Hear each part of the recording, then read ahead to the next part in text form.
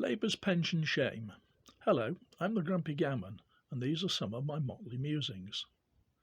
By the way, I'm not talking about the removal of the winter fuel allowance. I'm talking about a decision made in 1946 by this man.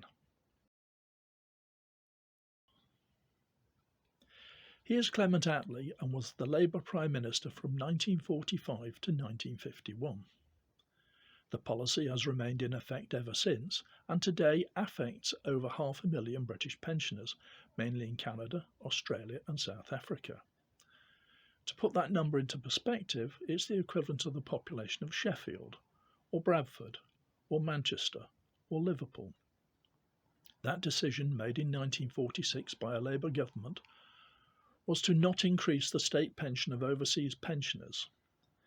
Since then, every opposition party, including David Cameron in 2010, has vowed to scrap this policy, but reneged on the commitment as soon as they were in power.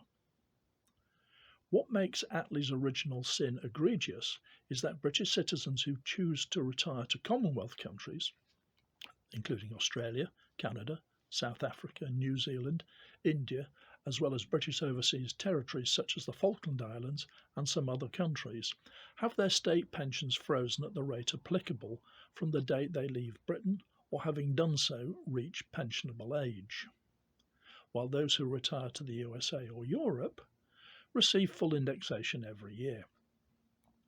I became aware of this policy while I was a digital nomad in Southeast Asia, and this was prior to reaching retirement age. I came across an article about it by the International Consortium of British Pensioners, and I was shocked. It meant that over time the effects of inflation and exchange rates would erode the frozen pension. Now, this happened to my uncle, whose son had emigrated to Australia decades ago and had become an Australian citizen.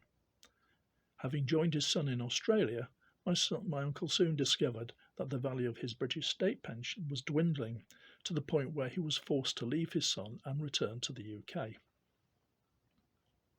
I had a great lifestyle as a digital nomad, but it was unsustainable on my state pension, and like my uncle, I too had to return to the UK.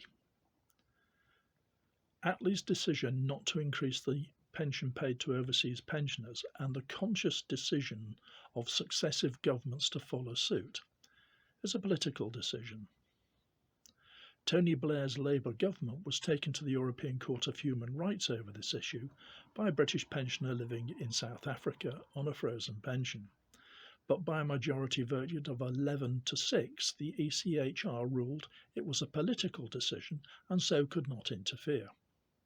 Instead of righting the wrong, the Blair government maintained this morally bankrupt policy. The Australian and Canadian governments have offered reciprocal agreements that would enable British pensioners living in those countries to receive full and uprated pensions. But successive British governments have refused to enter into such agreements. British overseas pensioners are not asking for the full pension to be backdated. So how much will it cost to pay the full pensions to all those pensioners who have their pension frozen?